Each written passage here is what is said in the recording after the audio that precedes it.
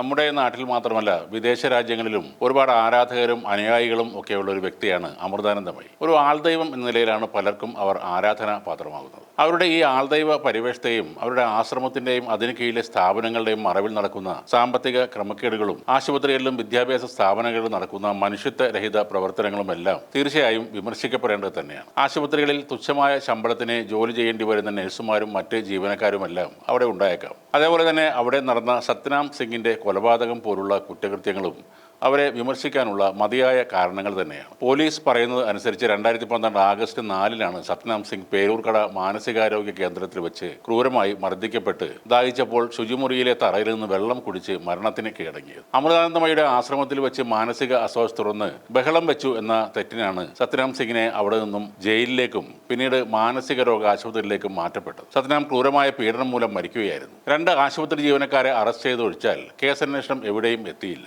മാനസിക രോഗികൾ എന്ന പേരിൽ കഴിയുന്ന 4 പേരെ പ്രതികളാക്കി സംഭവത്തിൽ റിപ്പോർട്ട് സമർപ്പിച്ചു. ഒരു അമൃതാനന്ദമയി ഭക്തയായ IG ആണ് കേസ് അന്വേഷിച്ചത്. അമൃതാനന്ദമയി ആശ്രമത്തിലെ സംഭവങ്ങളൊന്നും അന്വേഷണത്തിന്റെ പരിധിയിൽ വന്നതുമില്ല. അമൃതാനന്ദമയെ കണ്ട് ആശീർവാദം വാങ്ങിയാണ് IG അന്വേഷണത്തിന് തുടക്കം കുറിച്ചത്. എന്നാൽ ഈ കേസിൽ അമൃതാനന്ദമയി കുറ്റക്കാരിയാണെന്ന് പൂർണ്ണമായി പറയാനും കഴിയില്ല. അവരുടെ പൊതുവെയുള്ള BJP ചായ്വും രാഷ്ട്രീയ വേദിയിലെ പങ്കാളിത്തവുമെല്ലാം വിമർശിക്കാവുന്നതാണ്. അമൃതാനന്ദമയി എന്നല്ല ഒരു ആൾദൈവവും വിമർശനങ്ങൾക്ക് അതീതരല്ല. എന്നാൽ അവരെക്കുറിച്ചുള്ള വിമർശനങ്ങളിൽ ഏറ്റവും അധികം ഉപയോഗിക്കപ്പെടുന്നത് കടപ്പുറം സുധാമണി എന്ന പേരാണ്. അത് ഒഴിവാക്കപ്പെടേണ്ട ഒരു പ്രയോഗം തന്നെയാണ്. 2019 അയ്യപ്പ കർമ്മസമിതി നടത്തിയ അയ്യപ്പ ഭക്തസംഗമം എന്ന പരിപാടി 1-ാം പിണറായി സർക്കാരിനെതിരെ സംഘപരിവാർ സംഘടിപ്പിച്ചതായിരുന്നു. ആ ചടങ്ങ് ഉദ്ഘാടനം ചെയ്ത അമൃതാനന്ദമയി അന്ന് സർവ്വവ്യാപിയായ ഈശ്വരനെയും ക്ഷേത്രത്തിനുള്ളിലെ ഈശ്വരനെയും മത്സ്യവുമായി താരതമ്യം ചെയ്ത് സംസാരിക്കുകയും ചെയ്തു. അതായത് സർവ്വവ്യാപിയായ ഈശ്വരൻ എന്ന സങ്കല്പം കടലിലെ മത്സ്യം പോലെയാണെന്നും ക്ഷേത്രത്തിനുള്ളിലെ ഈശ്വരൻ എന്നത് ടാങ്കിനുള്ളിലെ മത്സ്യം പോലെയാണെന്നും ആ ടാങ്കിനുള്ളിലെ മത്സ്യത്തിന് ഭക്ഷണവും വെള്ളവും ഓക്സിജനും കൊടുത്ത് പരിപാലിക്കേണ്ട കാര്യമുണ്ടെന്നും അവരുടെ പ്രസംഗത്തിൽ പറഞ്ഞിരുന്നു. ക്ഷേത്രത്തിലെ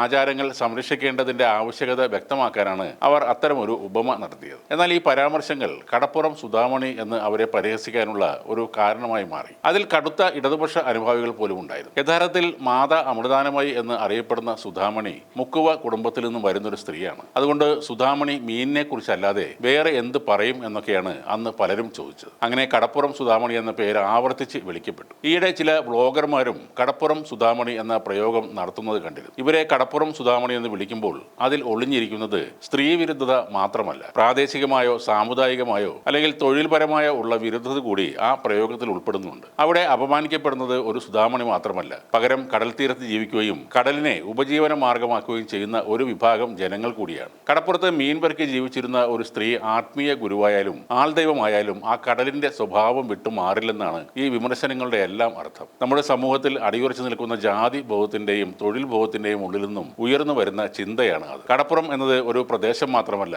അത് ഒരു വിഭാഗം ജനങ്ങളുടെ തൊഴിലിടവും ആവാസ ഇടവും കൂടിയാണെന്ന് ഓർക്കേണ്ടതുണ്ട്. തീരദേശ ജനതയോടും മത്സ്യത്തൊഴിലാളികളോടും ജാതിയുടെയും തൊഴിലിന്റെയും പേരിൽ പൊതുസമൂഹത്തിനുള്ള അവജ്ഞയാണ് കടപ്പുറം സുധാമണി എന്ന വിളിയിൽ പ്രതിഫലിച്ചു കാണുന്നത്. എന്നാൽ നമ്മളെ ഞെട്ടിച്ചുകൊണ്ട് ഒരു പ്രളയം ഉണ്ടായപ്പോൾ കേരള ജനതയെ കൈപിടിച്ച് കയറ്റാൻ ഇതേ കടപ്പുറത്തുള്ള ആളുകൾ മാത്രമാണ് ഉണ്ടായിരുന്നെന്ന സത്യം കൂടി നമ്മൾ ഓർക്കണം. സുധാമണി ഒരു സ്ത്രീ ആയതുകൊണ്ട് തന്നെ ആ വിളിയിലെ അർത്ഥം പല വിധത്തിലും വ്യാഖ്യാനിക്കപ്പെടുകയും ചെയ്യുന്നുണ്ട്. ജാതിയുടെയും ജീവിച്ച പ്രദേശത്തിന്റെയും അടിസ്ഥാനത്തിൽ ഒരു സ്ത്രീയെയും അതിലൂടെ ആ വിഭാഗത്തെയും തന്നെ അവഹേളിക്കുന്ന ഒന്നാണ് ഈ കടപ്പുറം ചേർത്തുള്ള പേരുവിളി. അതുകൊണ്ട് തന്നെ ഒഴിവാക്കപ്പെടേണ്ട ഒന്നാണ് ഈ കടപ്പുറം പ്രയോഗം.